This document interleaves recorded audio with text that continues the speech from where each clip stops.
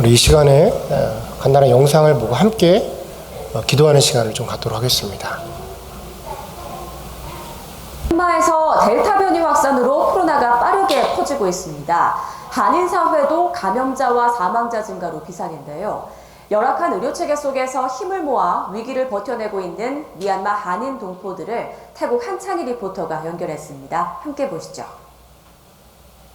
열흘에서 한 보름 정도 코로나 증상을 보이면서 자가 집에서 격리하면서 치료를 하고 계셨는데 상황이 급속도로 안 좋아져서 핀누린에 있는 교민들이 함께 힘을 모아서 그분을 위해서 산소통도 구해다 드리고 또 병원에 또 잘 입원할 수 있도록 도와드리고 했는데 병원에 들어가시고 나서 바로 그 다음날 이렇게 소천하시는, 지금 인터뷰하는 지금 이 시간에도 옆집, 뒷집에서 계속 기침하는 소리가 들립니다. 미얀마의 의료 체계가 완전히 붕괴된 상태라고 볼 수가 있겠습니다. 지금 특별히 산소 부족으로 인해서 지금 산소통 구입하는 것이 너무 힘들고요.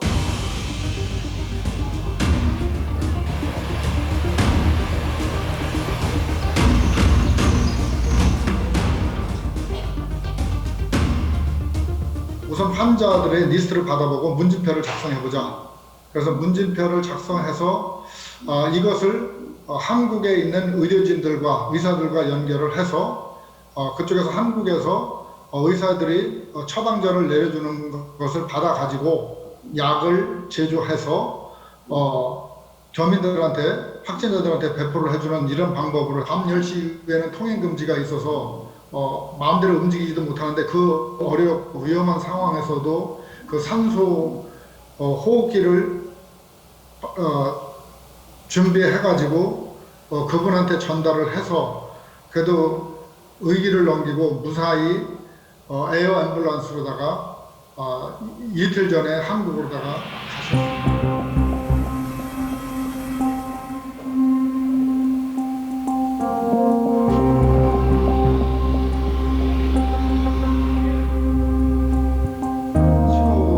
시노팍 둘 중에 한 가지를 받게 될 거고, 저희가 확보한 백신은 1차로다가 7,000 회분을 저희들이 공급받기로다가 되어 있습니다. 이 어려운 시기에 뭐 백신이나 이런 것은 지원이 어렵겠지만은 그래도 한국에는 치료약이 잘 개발이 되어 있어서 치료약만 잘 쓰더라도 많은 분들이 효과를 볼 수가 있습니다.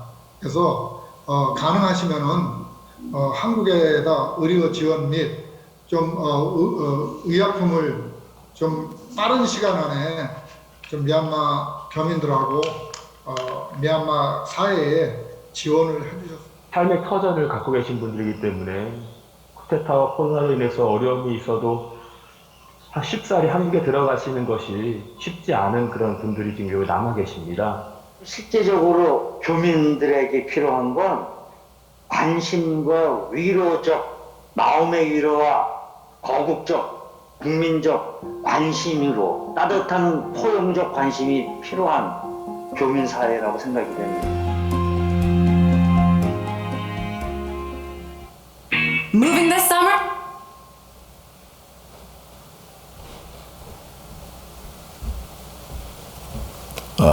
이 화면은 예배 끝나고 광고 시간에 좀 할 거랬었는데 우리 담임 목사님이 같이 기도하기 위해서 이 시간에 하면 좋다고 그래서 올렸습니다. 맨 마지막에 나온 분이 그 김균배 선교사님이라고 총회 소속 선교사님인데 많은 선교사에 다 한국을 다 들어갔어요. 들어갔는데 이분은 수술을 받고 오히려 미얀마로 다시 들어갔어. 다시 들어가서 선교도 열심히 하시지만 사회봉사를 또 엄청 하십니다. 좀 헌신적으로. 그런데 여러 가지 어려움이 많았었죠. 쿠데타 때문에 많은 사람이 죽고 지금 코로나 때문에 엄청 어려움을 당하고 있는데 이 선교사님이 저한테 직접 화면을 보내고 기도 요청을 하셨어요. 그래서 내가 이거를 이제 깊이 묵상하면서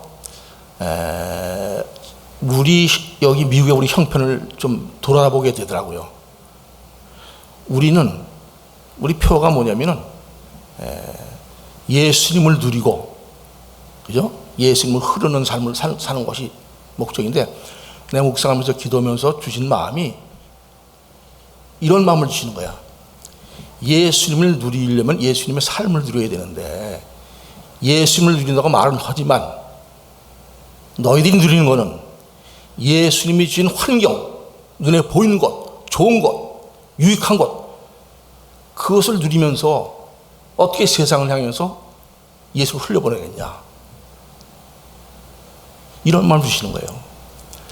그래서 내가 묵상하면서 전 세계에 있는 총회 소속의 모든 교회들에게 오늘 주일 예배 때 그냥 듣고 끝나지 말고 우리가 좀 전체적으로 주일 예배 때 기도 시간에 기도를 요청을 했어요. 그래서 세계 곳곳에 있는 많은 교회가 지금 아마 이 시간에 또 시간도 다를 수 있겠죠. 근데 어쨌든 주일 예배 때 11일 날, 8일 날 주일 예배 때 이제 이렇게 기도를 하게 되는데, 그렇게 해서 권면을 해놓고 우리 교회가 가만히 있으면 안 될 거 아니에요. 그죠? 그래서 내가 묵상하다가 안 되겠다 싶어서 오늘 개인적으로 기도하는 것보다 우리 성도들의 기도 필요하다. 우리 교회가 사실은 성장을 오면서 하나님 주신 사명이 있어요, 사역이. 그래서 우리 알다시피 박병훈 성교사님 같은 분, 우리가 IT, 또 여러분들 기억할지 모르지만 강화식 성교사님, 스페인에서 지금 아주 목회를 잘하세요. 선교를, 목회가 아니라 그 성교사님도 우리가 도왔죠. 들어갈 때 우리가 도왔던 여러분 기억이 안 날 거예요, 아마. 근데 지금도 십몇 년을 스페인에서 아주 선교를 잘하고 계시고, 우리가 얼마 돕진 않았지만 기도하니까는, 그러니까는 이런 일이 벌어지는데, 우리 교회가 좀 이제 지형을 좀 넓혀야 될 것 같아요. 그냥 우리 교회 요 안에 있는 거 요 테두리 안에서 그럴 게 아니라 지형을 넓혀서, 하나님 그런 말씀을 살펴 주시는데, 창세기 13장 10절 보면은 롯이 물질이 풍부했어요. 그래서 다툼이 일어나죠. 그래서 이제 헤어져야 되는데 아브람과 롯이 눈을 들어 본 곳이 소알 땅, 거기는 물이 풍부하고 하나님의 동상 같고 애국같이 풍요로움 있는 땅이죠. 하나님 주신 사명이 있어요. 애국 가나안 땅을 같이 가서 정복해야 되는데, 그걸 보고서 그곳으로 발길을 옮깁니다. 그런데 10장 14절에 보면은 아브라함에게 하나님 그렇게 말씀하시죠. 너는 눈을 들어. 롯은 자기 마음을 가지고 자기 생각이 보이는 것, 그걸 택했지만 하나님은 아브라함에게 너는 눈을 들어 동서남북을 보라 그래요. 동서남북. 롯은 한 군데만 봤어요. 근데 동서남북을 보라 그래요. 이 땅을 영원히 주겠다고. 엄청난 축복이죠, 이게. 이런 걸 보면서 우리가 사명이 있다면은 그 사명 자체를 이루기 위해서 우리가 헌신하고 희생하고 이런 게 필요하죠. 그죠? 무엇이든지 교회가 먼저고 성도들이 먼저고, 뭐 자신있게 제가 이렇게 떳떳하게 말을 못하지만 쭉 교회 생활을 하면서 항상 제 목표 중에 하나는 집을 양만해도 그렇고 뭐래도 항상 교회가 먼저 있었어요. 근데 그건 뭐 억지로 아니라 내가 희생하고 양보할 것이면 양보하고, 내가 누릴 게 있으면 오히려 베풀고, 다 많이 그렇게 못했지만 그런 기본적인 마음을 가졌기 때문에 정말 앞을 보면서 기도하고서 이렇게 해서 많은 교회가 문을 닫았죠, 사실은. 그런데 이렇게 하나님께서 크게 게 문제가 아니라 훌륭한 성도님들과 또 좋은 목사님, 우리가 기도했던 그 응답 다 하셔서 이 얼마나 감사한지 모르겠어요. 이게 우리 누리는 이 축복이 많은 게 부러우는 축복이야. 별거 내설 게 없죠, 사실은. 근데 많은 교회들이, 많은 목사님들이 굉장히 부러워해요. 뭘 우리 교회 잘한다고 우리 부러워하겠습니까? 우리가 이번 기회뿐만 아니라 이제는 좀 교회가 지경을 좀 넓혀서 이 험한 세상에서 정말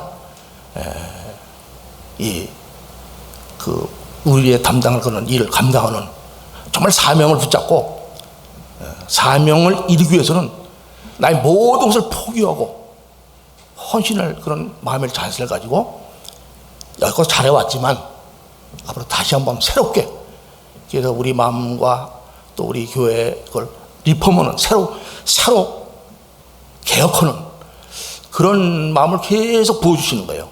그래서 너무 감사하고, 여기까지 그렇게 했을 때 하나님께서 여기 인도해 주셨는데, 우리 특별히 우리 담임 목사님 되신 목사님은 특별한 사명이 있었죠, 사실. 그리고 많은 은사도 있고, 그런데 이렇게 이제 앞으로 정말 우리 전체가 이렇게 그 하나님이 원하시는 뜻이 무엇인지 분별해가면서 많지 않은 성도지만 기도의 300용사처럼 이렇게 우리가 뜨겁게 기도하면서 사명을 가지고 이렇게 했으면 좋겠습니다. 사실 이건 뭐 미얀마를 돕는 거, 그 목사님 성경에서 말 맞다나 기도가 필요해요. 사실은 우리가 뭘 해줄 수 있겠어요? 산소통을 보낼 수 있어요? 보낼 수 있겠죠. 근데 정말 우리가 기도할 때 역사는 하나님 오시니까 우리가 다 체험했잖아요. 그래서 우리가 특별히 우리가 이렇게 이런 때 미얀마뿐만 아니라 우리가 좀 지경을 넓히고 그 선교지에서 엄청나게 말 못하게 고생하는 그런 성교사들 위해서 우리가 좀 이 시간 잠깐 기도하는, 우리 담임 목사님 나와서 기도 인도해 주시겠습니다. 예.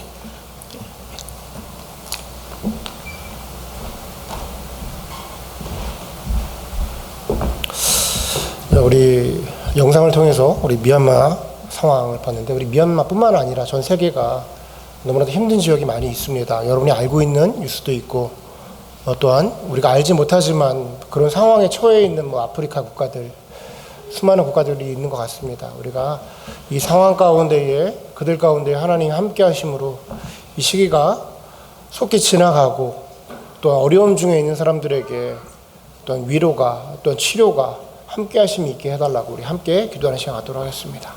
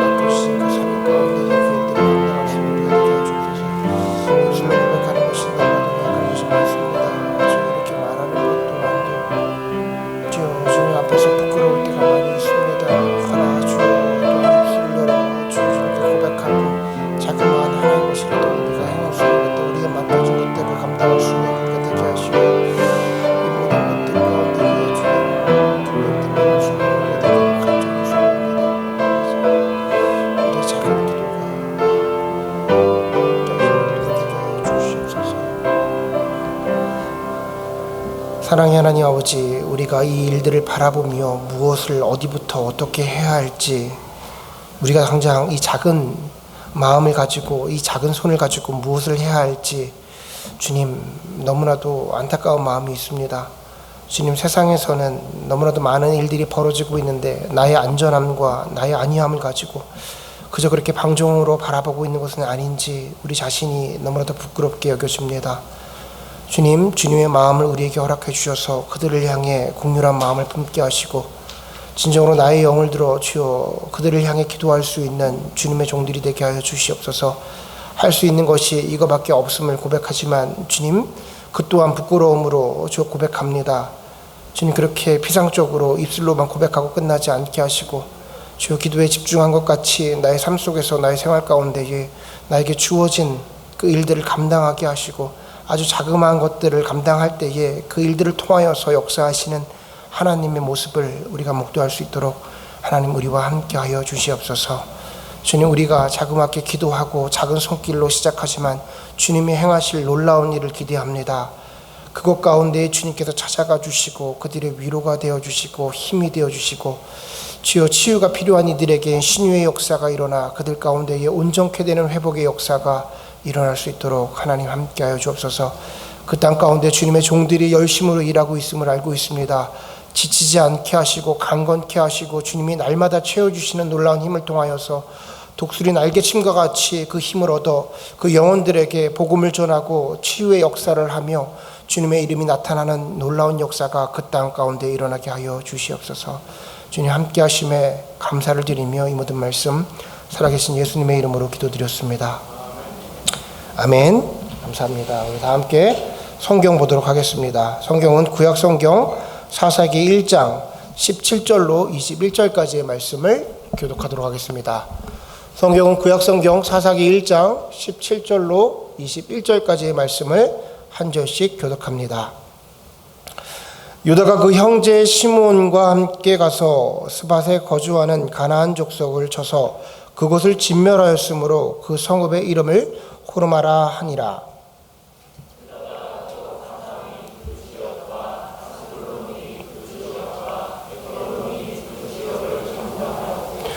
여호와께서 유다와 함께 계셨으므로 그가 산지 주민을 쫓아내었으나 골짜기의 주민들은 철병거가 있으므로 그들을 쫓아내지 못하였으며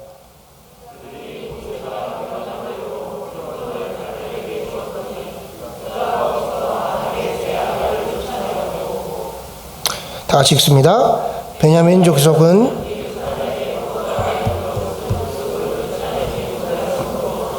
여부스 족속이 베냐민 자손과 함께 오늘까지 예루살렘에 거주하니라. 아멘. 오늘 저와 여러분이 나눌 말씀의 제목은 하나님의 함께하심이라는 제목으로 말씀 나누도록 하겠습니다. 오늘의 본문은 사사기입니다. 사사기.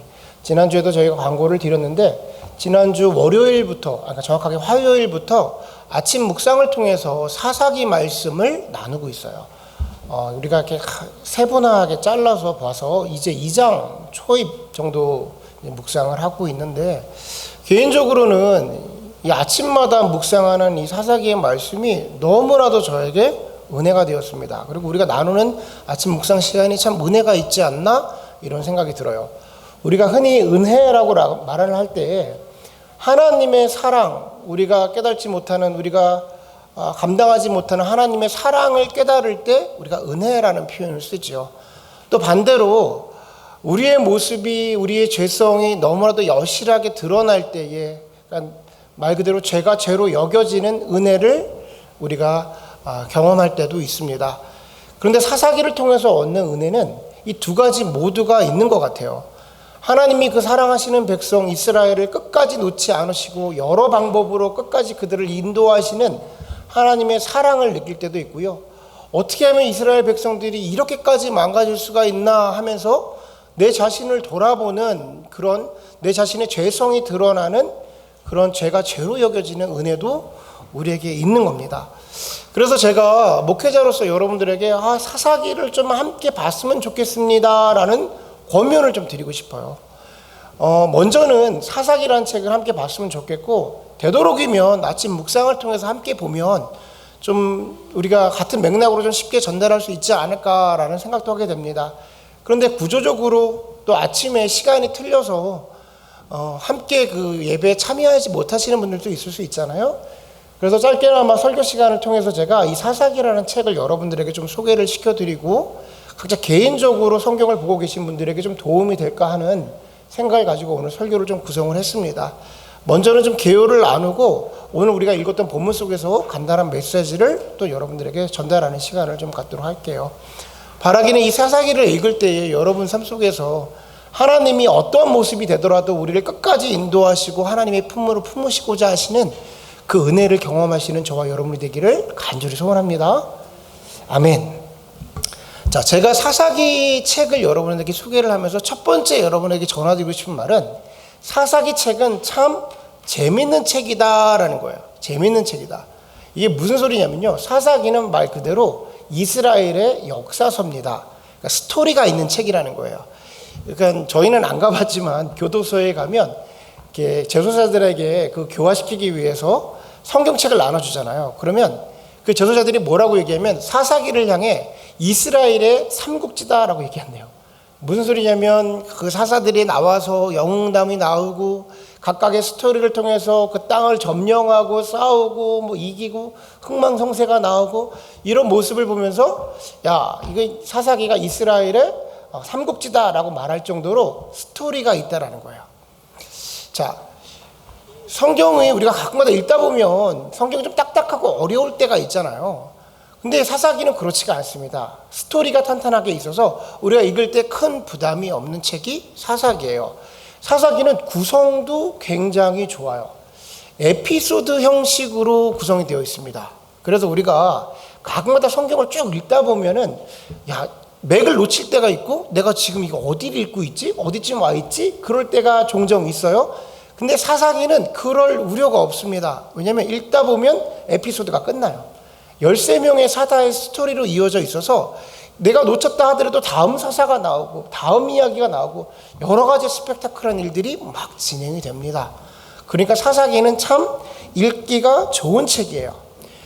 자, 이렇게만 말씀을 드리면 사사기는 참 무난한 책 같습니다. 그런데 개인적으로 이 사사기는요, 제가 느끼는 걸로 성경에 있어서 성경 66권 중에 가장 무서운 책이 아닌가, 가장 무서운 책이 아닌가라는 생각이 들어요. 그러니까 이 함정이 하나 숨겨져 있는 거죠.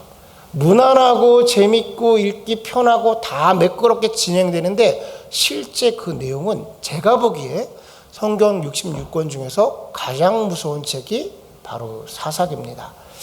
자, 사사기의 주제를 한마디로 정하라 그러면 죄의 악순환이에요. 죄의 악순환. 이걸 5가지의 주제로 이야기합니다. 첫 번째는 타락이에요. 그리고 타락으로 인해서 하나님의 심판이 있게 됩니다. 심판이 너무 극심해서 이스라엘 백성들이 하나님께 회개를 하게 돼요. 회개. 그러고 나서 하나님이 그 회개의 기도를 들으시고 바로 구원하시는 역사하심이 있습니다.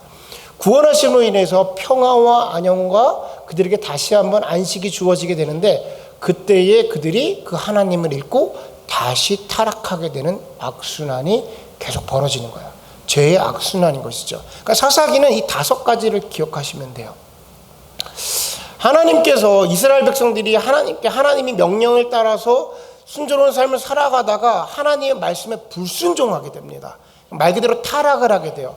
하나님께서는 그들을 그대로 둘 수 없어서 고난이라는 시련이라는 힘듦을 그들에게 허락하십니다. 그러니까 이스라엘 백성들에게 가나안 족속들, 이방 족속들을 일으켜서 그들을 침략하게 하고 침노하게 만들어요.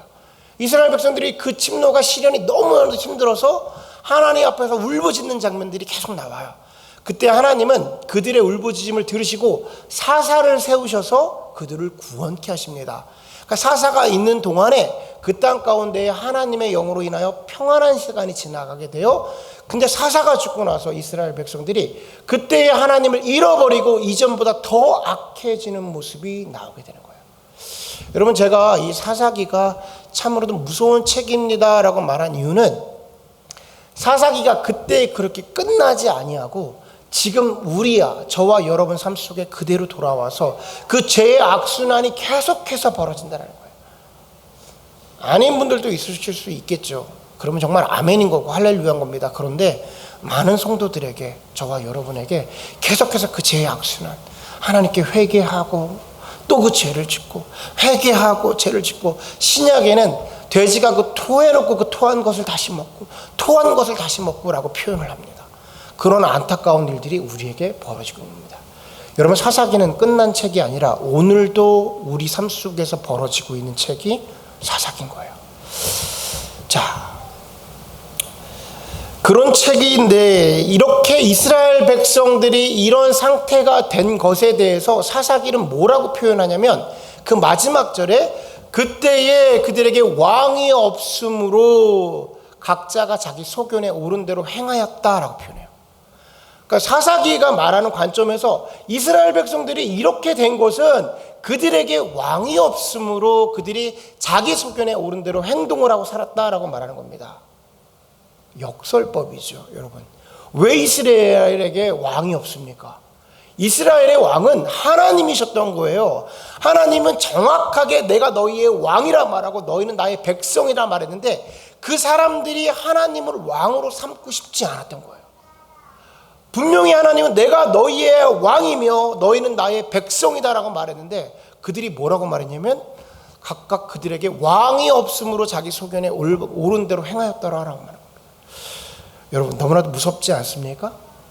성경은 지금 저와 여러분에게 가장 본질적인 이야기를 해주고 있는 거예요. 너희의 왕이 누구냐를 물어보고 있는 거예요. 우리가 예배를 시작할 때 왕이신 나의 하나님 내가 주를 높이며 이렇게 예배할 때마다 하나님은 나의 왕입니다라고 말하는데 성경은 그 예배 때 찬양할 때 말고 너의 삶 속에서 실제로 너희가 살아가고 있는 그 삶의 현장에서 너희의 왕이 누구냐? 그거를 지금 우리에게 묻고 있는 거예요.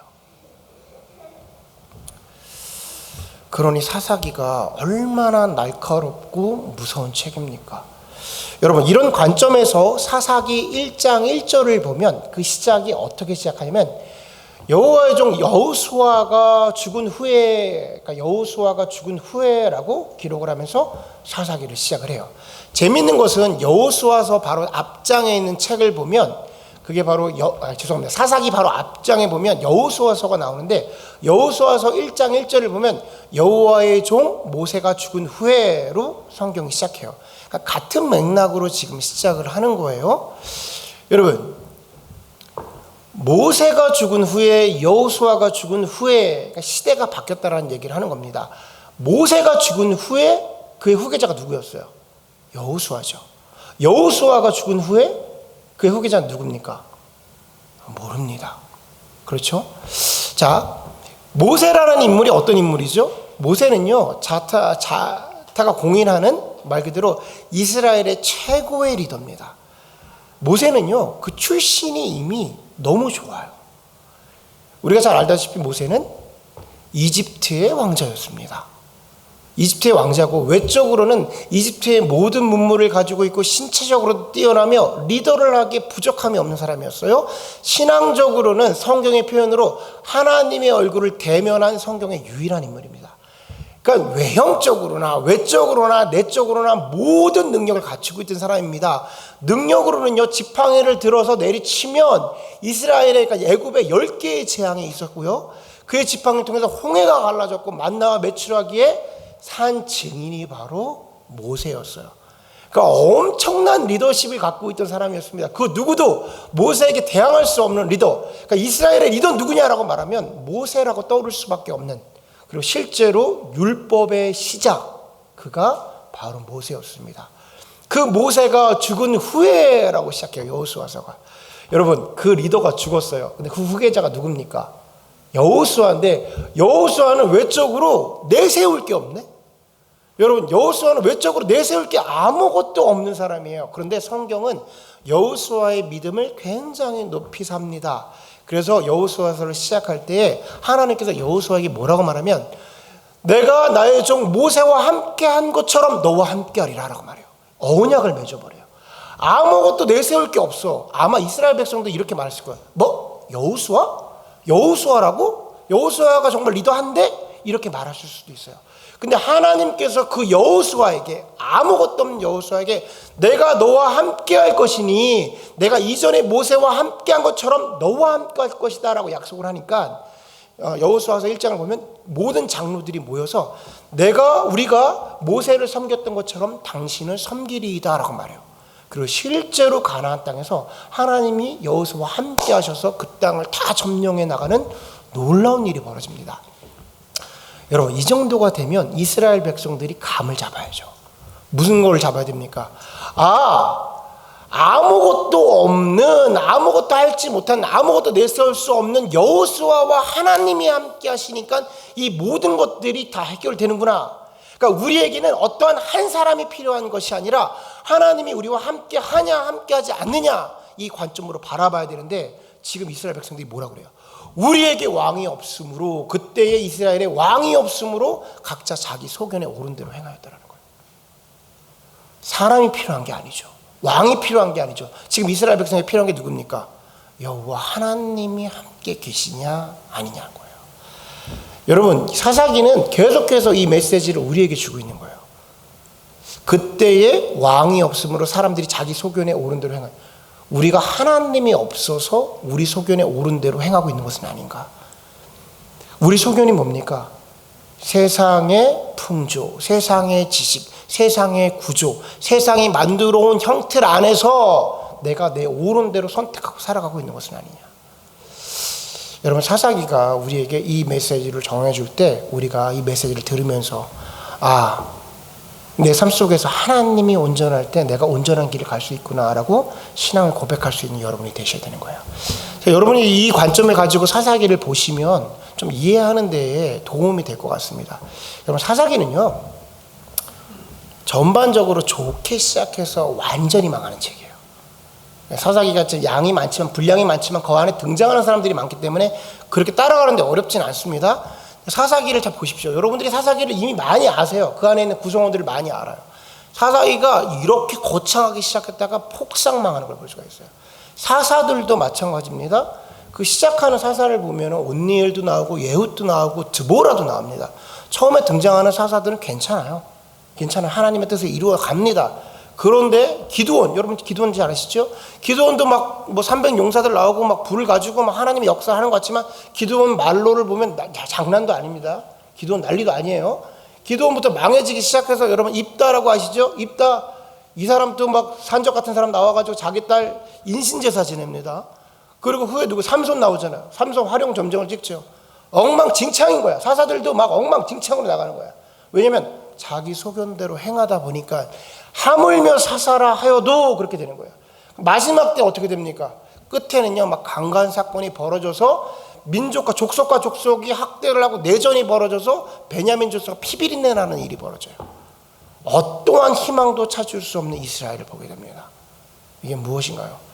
그들 가운데에 아무리 선택한 민족이라 하여도 하나님이 함께 하시지 않고 하나님으로 왕으로 모시지 않는 사람들의 말로가 어떤지를 여실하게 보여주는 책이 사사기라는 거예요. 자, 우리가 함께 아침에 묵상을 하면 제가 주석도 얘기해드리고 간단한 메시지도 전달하면서 이렇게 주어고 주거니 맞거니 진행이 되는데, 개인적으로 이제 성경을 읽으시는 분들 계시잖아요. 사사기를 읽으시는 분들, 이런 맥락에서 한번 내 자신을 돌이켜 보시어 또 은혜와의 시간을 가지시는 여러분 되길 바랍니다. 자, 우리 본문으로 이제 들어가 볼게요. 그렇게 해서 1장을 시작을 하는 본문으로 들어갈게요. 자, 오늘의 본문은, 저희가 읽어드렸던 본문은 가나안 미정복지를 향해 선두로 나선 유다 지파의 전쟁 이야기예요. 자, 갈렙은 온니엘을 통해서 헤브론을 정복을 하지만 유다가 산간 지역은 점령을 하지만 평지 지역은 점령하지 못하였다. 그리고 베냐민 지역은 심지어 예루살렘의 점령에 실패하게 되었다. 이런 서두로 시작을 하게 됩니다. 여러분, 사실 사사기의 시작은 그리 나쁘지 않았습니다. 1장을 보면 이제 여호수아가 죽고 나서 12지파의 장로들, 리더들이 한 자리에 다 모여서 하나님에게 마음을 모아서 기도를 하기 시작합니다. 하나님, 저 가나안 땅에 아직 정복되지 않은 땅들이 있습니다. 저 정복지를 향해서 누가 나아가서 저 싸움을 할까요? 라면서 그 마음을 모아서 합심해서 기도를 합니다. 그때 하나님께서 바로 응답을 주어요. 하나님 뭐라고 말씀하시면 유다가 올라가서 저 땅을 점령하라 라고 이야기를 하시는 거예요. 유다는 그 말씀에 순종하여 곧바로 가나안을 공격하고 나아갑니다. 오늘 본문 11절을 보면 유다가 헤브론을 점령하게 된 것을 이야기해요. 헤브론을 점령했다고 말합니다. 우리 헤브론은 많이 들어보셨죠? 그리고 20절을 보면 이 헤브론은 모세가 갈렙에게 약속한 땅이라고 다시 한번 이야기를 해줘요. 우리 20절 한번 읽어볼까요? 한 목소리 읽습니다. 시작.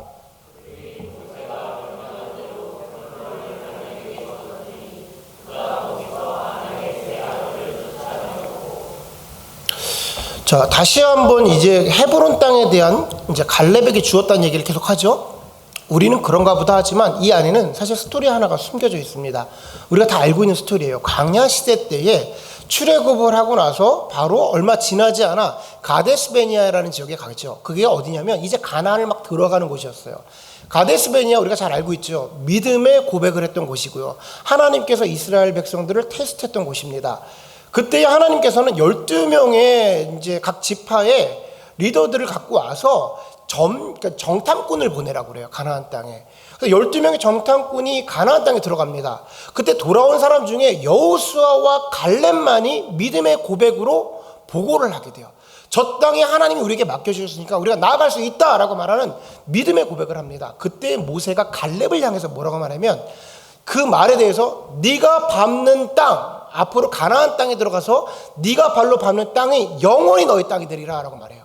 축복을 준 거예요. 그러니까 갈렙은 지금 백지수표를 받은 거야.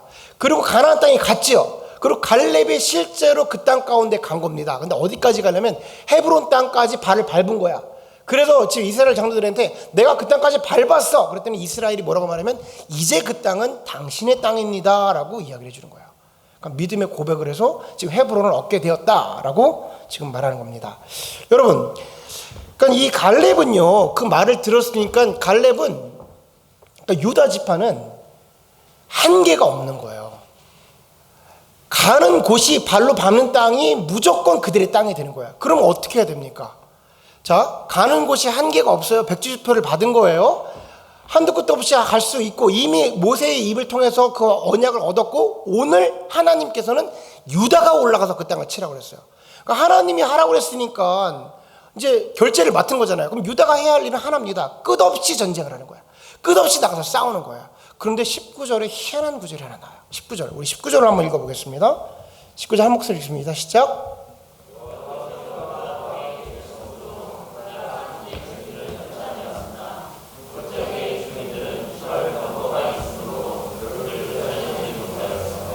아멘. 자, 여기서 디테일이 하나 나와요. 19절에. 유다 족속이 이 산간 지역의 주민들은 몰아냈는데 평지 주민들을 몰아내지 못하였다고 말합니다. 그 이유에 대해서 성경은 그들이 철병거를 가지고 있었다라고 얘기해요. 여러분, 철병거가 뭐냐면 지금으로 말하면 탱크를 가지고 있었다는 거예요. 탱크를. 당시에 가나안 족속들은 청동기 시대를 막 살고 있었어요. 무슨 소리냐면 그들이 광야에 40년 동안 있으면서 철기를 만들 대장간도 없고 기술도 없었을 거란 말입니다. 그러니까 그들에게는 무기라고 말하면 청동기 같은 거 애굽에서 갖고 나왔던 내지는 가나안에 막 들어왔을 때 싸움을 해서 얻었던 그 땅의 철기들 뭐 이런 것들을 좀 갖고 있었던 거예요. 그러니까 몽둥이나 칼이나 갖고 있었던 사람들이 지금 가나안에 들어갔더니 이들이 강철검을 갖고 있네. 그러니까 강철검과 청동기가 부딪히면 어떻게 될까요? 청동검은 그냥 부서지는 거예요. 그러니까 게임이 되지 않고 싸움이 되지 않는데 심지어 가나안 사람들은 탱크를 가지고 있었다라고 말하는 거야. 그러니까 이 싸움조차가 되지 않은 겁니다. 그러니까 산지는 어찌어찌 해봤는데 지금 평지에 내려가서 탱크랑 싸우려니까 전쟁도 싸움도 한번 걸어보지 못했다라는 거예요. 여러분, 지금 말씀드린 거는 팩트잖아요. 그들의 무기가 없는 거고 오합지졸인 군사들이었고 가나안은 정비된 군사를 갖고 있었습니다. 기갑부대를 가지고 있었어요. 싸우면 백발백중 지는 거죠. 이게 팩트입니다. 그런데 정말 싸우면 백발백중 질까요? 우리의 계산으로 그럴 수 있지만 사사기가 몇 장 지나지 않아 드보라라는 사사가 나오는데 이 드보라가 당시에 가나안 족속과 싸울 때 그 가나안 족속은 900승의 철병거를 가지고 있었대요. 상황이 바뀌어지지 않았습니다. 그냥 몇 해가 지났을 뿐이야. 근데 드보라는 900승의 철병거를 가지고 있음에도 불구하고 이스라엘의 보병을 통해서 완전히 그 땅을 멸해버리는 일이 벌어진 겁니다. 그러니까 성경의 관점은 지금 철병거에 있지 않아요. 성경의 관점은 지금 너희가 하나님과 함께 있는 거야 없는 거야를 물어보고 있는 거야. 하나님이 함께 있으면 철병거는 아무런 문제가 되지 않는 것이죠. 여러분, 19절에 희한한 말이 나오잖아요. 가만히 보세요. 하나님이 함께 하심으로 산지의 주민들을 몰아냈지만 평지의 사람들은 철병거가 있어서 몰아내지 못했다? 그럼 하나님을 가지는 그 믿음으로 어떻게 산지는 어찌어찌 해볼 수 있지만 철병거는 안 되는 건가요? 제가 만약에 진짜 그런 질문을 여러분에게 드리면 여러분은 그런 건 아니죠. 하나님은 다 하실 수 있죠 라고 대답을 하실 거예요. 근데 실제로 여러분의 삶 가운데에 세상이라는 골리앗을 만나고 세상이라는 홍해를 만났을 때 여러분들은 어떤 선택을 하십니까? 여러분 회사에서 권력이라는 물질이라는 골리앗, 말 그대로 골리앗인 거예요. 그런 거인을 만나고 그런 장벽을 만났을 때 여러분의 하나님은 어떻게 사용하시나요? 여러분의 신앙인들이시기 때문에 믿음이 있기 때문에 내가 하나님을 의지하는 믿음으로 하루하루 살아가는 것 알고 있습니다. 그런데 그 믿음이 여러분의 한계 안에 있는 건 아닌가요?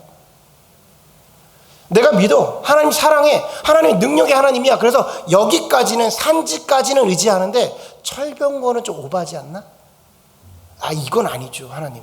이거는 객관성의 문제. 기독교인들도 지혜로워야죠. 어디 가서 멍청하다는 소리 듣지 말아야죠. 이렇게 타협하고 있진 않나요? 이스라엘 백성들이 그랬다라는 거예요. 산지에서는 하나님이 함께 하심으로 나가서 멸했는데 평지에서 철병거 딱 보니까 저건 아니지. 하나님이 함께 하시는데 하나님이 다른 방법이 있겠지 라고 생각하는 것은 아니라는 거예요. 여러분, 알게 모르게 우리 안에 너무나도 많은 것이 있어요.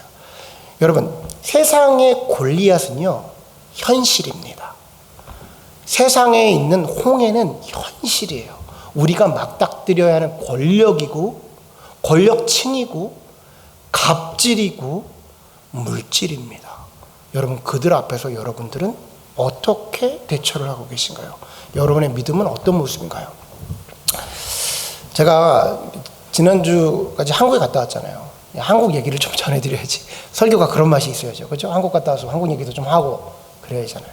제가 한국을 다녀왔습니다. 한국 갔다 왔는데 이렇게 표현할게요. 참 거지 같은 때 갔다 왔어요. 진짜 저 한국 갈 때마다 우리 목사님이 다르게 기도를 좀 하시나 봐.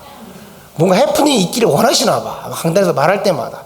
어떻게 얌전하게 갔다 올 때가 없어요. 대한민국 역사상 한 번도 있지 않았을 때 그 시기에 갔다 옵니다. 6시 이후에 2명 만나지 못하게 하는 그 시기에. 그들도 처음 겪어봤고 나도 처음 겪어보는 그날. 아이고, 뭐 진짜 그런 때에 갔다 오니 제가 도착하는 그날부터 시행이야. 와. 뭐 여러 가지 일이 있어서 갔지만 저 개인적으로 또 만나고 싶은 사람도 있고 그랬지 않았겠습니까? 만나지 말라라는 거야. 6시 이후에 진짜 유령도시 같아요. 제가 2018년도에 갔다 오고 3년 만에 가는데 2018년도에 무슨 뉴스가 나왔냐면 100년 만에 이런 더위 없었다.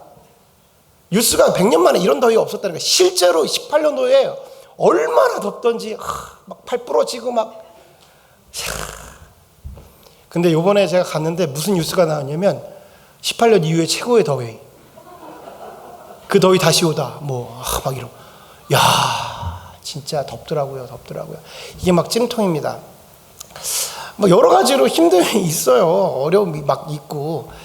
근데 제가 이제 요번에 한국 와서 느끼는 건 뭐냐면 가끔가다 목사님만 이제 우리 한 목사님 내지는 이제 미국 생활 오래 하신 분들이 한국에 갔다 오시면 이런 얘기 하셨어요.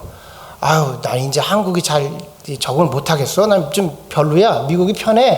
뭐 이런 얘기를 하셔요. 한국이 좀 그래. 그럼 나는 이제 유학생 때나 이제 미국에 얼마 안 살았을 때 목사님 왜 그런 얘기 하시지? 왜 이민자들은 자꾸 그런 얘기를 할까? 이런 얘기를 많이 생각을 많이 했어요. 요번에 갔다 와서 그 마음이 여실하게 받았어요. 뭐냐면 이게 뭐 빨리 오고 싶더라고.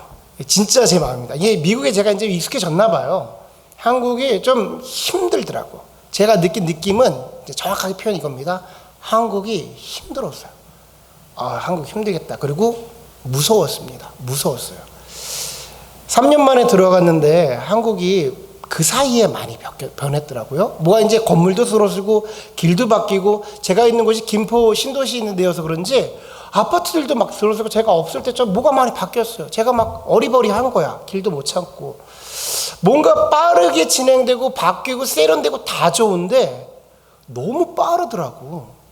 이게 너무 빠르더라고요. 근데 사람들이 모두가 빠를 수는 없잖아요. 그러니까 빨리 진행되는 건 좋은 건데 모두가 빠를 수는 없잖아요. 택시를 타도요. 물론 미국도 우버가 잘 되어 있지만 택시를 타도 택시 휴대폰 안에서 어디로 갈지를 정하고 얼마인지 결제가 이미 되고 택시에 내릴 때 택시 기사님하고 한마디도 할 필요가 없어요. 내가 택시를 기다릴 필요도 없습니다. 그냥 집에서 내려오면 택시가 있고 택시를 타고 목적지에 내리면 그냥 끝이야. 결제도 이미 다 돼 있어요. 모든 게 편해요. 뭐 음식을 시켜도 짜장면을 시키는데, 물론 이제 제가 6.25 뭐 그런 거 뭐 까는데, 배달의 민족 이걸 까는데 뭐 깔고 못 깔고 힘들었지. 어려웠어요. 허나 하고 나서 너무 편한 거야. 자, 우리 어머니한테 뭐라고 말하냐면, 엄마는 짜장면도 못 시켜. 엄마는 짜장면도 못 시키라고 그랬어요. 이게 너무 복잡하고 어려워서. 제 무슨 말이냐면, 누군가에게 너무 편하고 너무 좋은 세상인데 누군가는 짜장면도 못 시키는 세상이에요. 이게 양면의 모습이 막 갇히고 있는 거예요. 그러면서 제가 느껴진 게 이거였습니다. 야, 참 무섭다.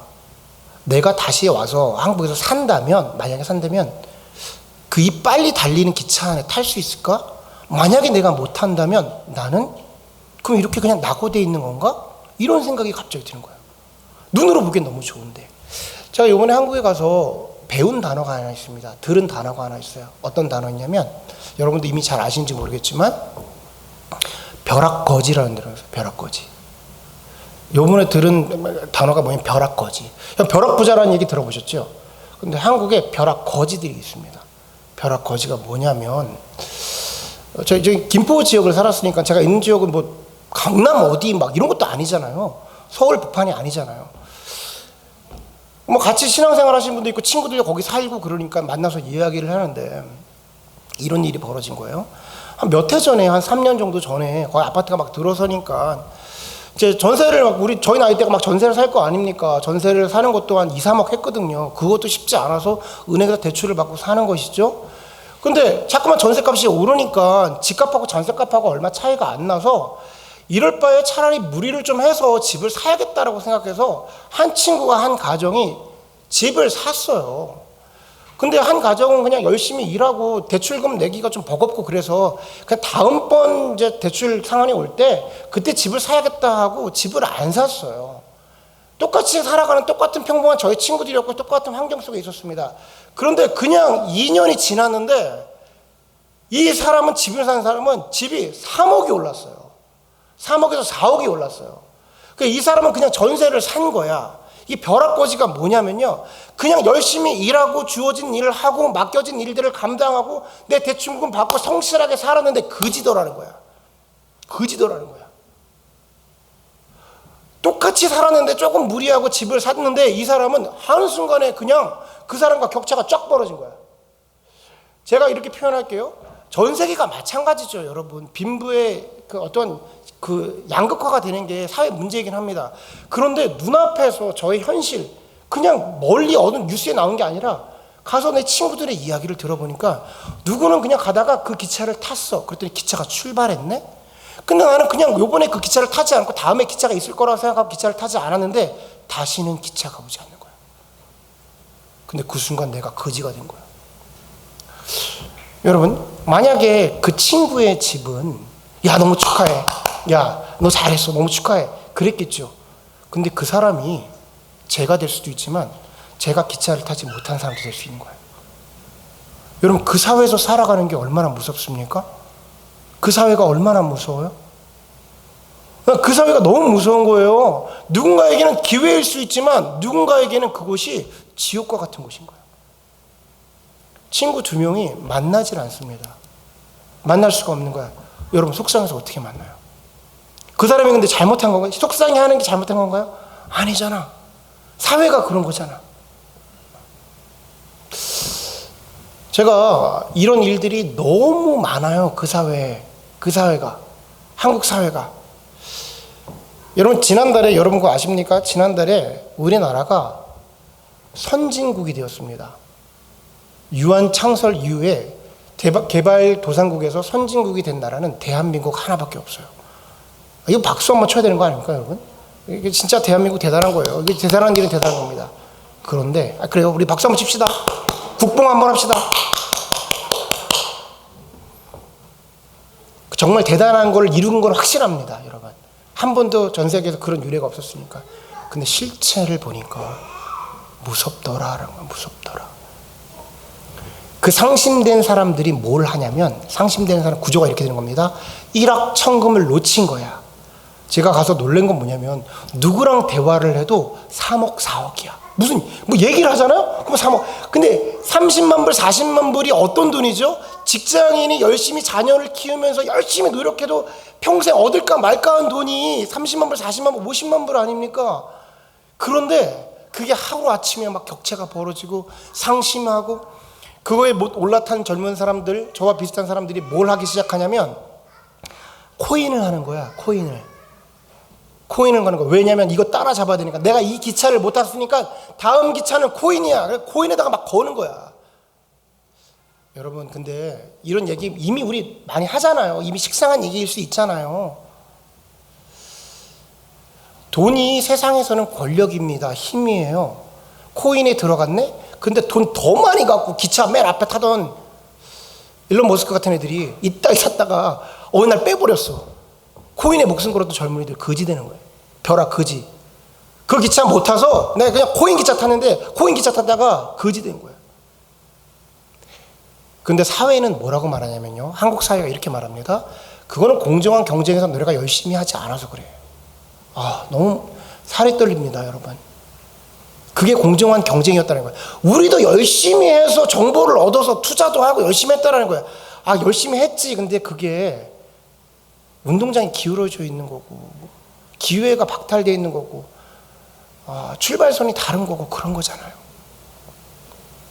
제가 여러분한테 하고 싶은 말이 이건 겁니다. 우리 사회는 다르냐라는 거예요. 제가 극심한 격차를 가지고 있는 한국을 얘기했지만 미국을 살아가는 여러분, 그 정도까지는 아니죠. 미국이 그 정도까지는 아닙니다. 그러니까 선진국이라고 말하겠죠. 그런데 실제로 여러분이 회사에 나가서 일하실 때 권력층들이 권력을 갖지 않고 있냐라는 거예요. 실제로 이 땅을 살아가면서 우리가 빈부의 격차로 인해서 돈을 가지고 있는 사람과 돈을 갖지 않은 사람들이 갖고 있는 그 넘지 못하는 선이 없냐라는 거예요. 실제 한계가 있고 현실이 있고 우리가 도달하지 못하는 선이 있지 않냐라는 거예요. 여러분 회사에서 다니시면서 이런 얘기하면 참 좀 기분이 나쁠 수도 있지만 인종차별이 없냐라는 거예요. 보이지 않는 선이 없냐라는 거예요. 존재하지 않던가요? 우리가 미국에 살면서 정말 이 미국이 그런 걸 초월한 나라입니까? 그렇지 않아요. 알잖아요, 여러분. 우리가 이민자로 살아가고 있잖아요. 그 현실 앞에 여러분의 하나님은 무엇이냐라는 거예요. 제가 이런 얘기합니다. 지금 제가 나의 행복을 위해서 나의 물질을 위해서 하나님을 갖다 드려서 만약에 하나님을 위해서 하나님 거기도 하나님 내가 해줄 줄 믿습니다. 하나님이 인도하실 줄 믿습니다. 이런 얘기를 한다면 잘못된 설교겠지요. 그런데 내가 살아가고 있는 현실의 사회에서 여러분의 직장터가 사명지인 사람들도 있습니다. 만나시는 분들이 하나님이 허락하셔서 만나는 사역의 영역일 수도 있어요. 우리가 현실 안에서 하나님의 사역을 주시지 뜬구름 잡는 사역을 주시지 않는다라는 거예요. 하나님이 사명을 주시는데 그 사명 가운데 하나님 제가 산지까지는 어떻게 하겠는데 철병거는 아니지 않습니까? 우리가 멈춰 세워 있는 스톱이 있지 않냐라는 거예요. 여기까지 여러분 우리 자신을 한번 돌아봐야 되는 거예요. 현실이 있으니까 사명을 받았어. 하나님이 비전을 주셨어. 이 일을 하래. 그런데 그 일을 하려니까 내 현실에 문제가 있는 거야. 현실에 골리앗이 딱 있는 거야. 홍해가 딱 있는 거야. 하나님 제가 경제적으로 힘드니까 이건 어렵잖아요. 제가 한국에 가서 동기들을 만났습니다. 한국이 코로나로 참 잘했지만 어려움이 있어요. 아주 어려움이 있어요. 우리보다 좀 더 어려운 것 같습니다. 왜냐하면 막 그 쪼여 있는 그런 게 있어요. 저희 동기들이 저희가 담임 목사가 됐지만 저희 동기들이 제가 학교를 늦게 들어가서 저보다 좀 어려요. 근데 이 사람들이 코로나 기간 때 그 어르신들은 교회를 계속 잘 나오세요. 믿음이라는 게 훈련이 확실히 필요한 것 같습니다. 보니까 우리 부모님 세대, 교회를 일으키셨던 우리 어머님 세대가 끝까지 어려움이 있고 환란이 있고 탄압이 있어도 교회를 지키시고 끝까지 기도의 자리를 지키셔요. 그런데 정작 떨어지는 사람들 보니까 젊은 사람들이고 학생들인 거야. 근데 저희 시대 때 같이 사역을 했던 우리가 배출했던 열매들이 사실은 청년들이었고 학생들이었잖아요. 그들이 대학생이 돼가지고 막 나가 떨어지는 걸 보니까 이 동기 중에 한 명이 도저히 그들을 볼 수가 없다고 생각해서 개척을 해야겠다고 생각한 거야. 근데 개척을 하려고 생각하는데 그동안 사역자들은 뭐 박봉이긴 하지만 교회에서 집도 주고 막 그런데 나가서 사역을 하려니까 전세라도 얻으려고 그러면 3억이 있어야 되는데 3억이 어디 있어요. 뭐라도 하려면 돈이 없잖아. 개척을 하려고 해도. 그러니까 일단 이 사람이 그 뜨거운 마음을 가지고 나와서 온라인 선상에서 이 교회를 개척을 하고 청년들을 모으고 사역을 하는 거야. 제가 나중에 한번 그분 이야기를 좀 여러분들이 좀 전해드리려고 그러는데요. 아무리 뜨거운 마음을 가지고 있어도 뭔가를 하려고 해도 그걸 할 수 있는 게 한계가 있는 겁니다. 그래서 현실에 나왔더니 현실에 딱 막히고 있는 거야. 왜냐하면 하나님의 마음 속에서 주신 마음이 있어 나왔는데 실제 현실은 어떻게 모이려고 해도 한 번 카페에서 모이려고 해도 카페를 빌리는데 40만 원, 50만 원 든다는 거예요. 그러니까 주저주저 하는 거예요. 지금 제가 여러분한테 말씀드리는 것은 나 잘 되겠다고 하나님 붙잡고 있는데 한계를 갖고 있는 것이 아닙니까? 하면서 긍정의 힘을 뿜뿜하고 있는 게 아니라 여러분의 사역의 영역에서 근데 하나님이 내게 명하셨는데 못 나가고 있는 스텝이 있는 거 아니라는 거예요. 여러분 갈렙에게 유다에게 이미 허락한 언약이 있었습니다. 그리고 하나님께서 유다가 올라가서 그 땅을 치라고 말했어요. 결제까지 떨어졌어요. 여러분 우리를 지금까지 인도하시고 앞으로 어떻게 사역을 하라고 우리에게 모든 것을 공급하시고 허락까지 하셨는데 멈춰서 있는 이유는 무엇이냐는 거죠. 자, 여러분의 사역을 다 알 수가 없습니다. 사명을 다 알 수가 없어요. 근데 여러분의 사명을 한번 돌아보십시오. 내가 사명의 자리에서 내가 지금 멈춰서 있는 것은 내가 정한 한계인지 하나님의 한계인지 하나님이 정말 철병거는 해결하지 못해서 그러고 있는지. 여러분 현실을 얘기하잖아요. 지금 제가 이제 저에게도 사명이 있지 않겠습니까? 목회자로서 교회의 사명과 저의 사명은 다른 거예요. 교회를 향해서는 하나님께서 다음 세대에 대안이 되는 교회, 그러니까 새로운 패러다임이 정형될 때 새로운 패러다임을 제시할 수 있는 교회가 된다는 거예요. 저는 그냥 우리 교회나 좀 잘 버텼으면 좋겠어요. 여러분 우리 교회가 다음 세대가 바뀌게 되면 제가 이렇게 아침 묵상 때 얘기했지만 좀 여과 없이 얘기하자면 여러분 제가 무슨 우리 교회가 대안이 되고 막 다른 교회의 길을 제시하고 저는 그냥 우리 교회가 좀 살아남았으면 좋겠어. 우리 교회나 좀 살아남았으면 좋겠어. 무슨 소리냐면요. 우리는 미국에 있는 한인 이민교회잖아요. 한인교회잖아요. 한인교회는 20년 지나면 없어지는 거예요. 아시죠? 이민자가 없는데 제가 이번에 한국 가니까 한국에서 안 와. 확실히 미국은 안 와. 한국 살기 좋아. 일단 제가 좀 저기 가는 게 있네. 편해. 미국에서 안 살아. 이민자들 안 와. 그러면 이민교회는 어떻게 되는 거예요? 사라지겠지. 20년 지나면 사라지는 교회인 거예요. 대안을 제시하는 교회? 그냥 나나 살아남았으면 좋겠어. 우리 교회나 살아남았으면 좋겠어. 이게 현실이라고요. 이게 현실인 거야. 세상에 권리하신 거야. 근데 하나님께서 말씀하셨죠. 제공하셨죠. 공급하시고 일꾼들 보내주시고 사람들 보내주시고 말씀 주시죠. 그럼 가는 거야. 아멘? 계속 골리앗은 있어. 계속 공회는 그 자리에 있어요. 그래도 가는 거야.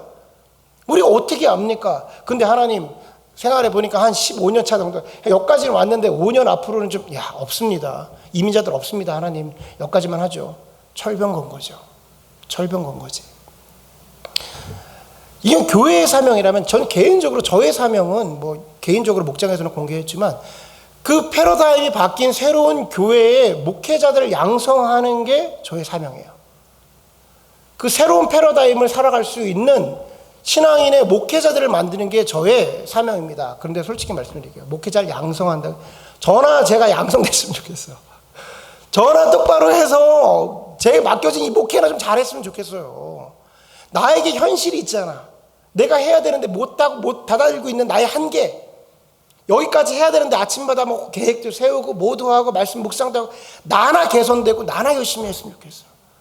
나에게 맡겨준 한계 가운데 하나님에게 내가 말하고 있는 건 무엇이냐는 거예요.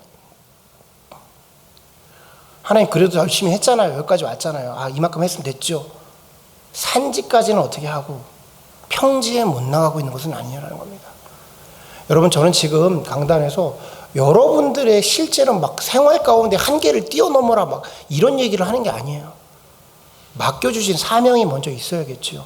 하나님이 내게 명하신 게 있어야겠죠. 여러분의 직장터가 됐던 가정이 됐던 사람이 됐던 공간이 됐던 그 안에서 지금 내가 멈춰서 있다면 무엇 때문에 멈춰섰냐. 여러분 오늘 아까 찬양한 것처럼 갈렙이 저 산지를 내게 주소서라고 말하면서 한 걸음 한 걸음 그 땅으로 나아갑니다. 갈렙이 그때 80세였어요.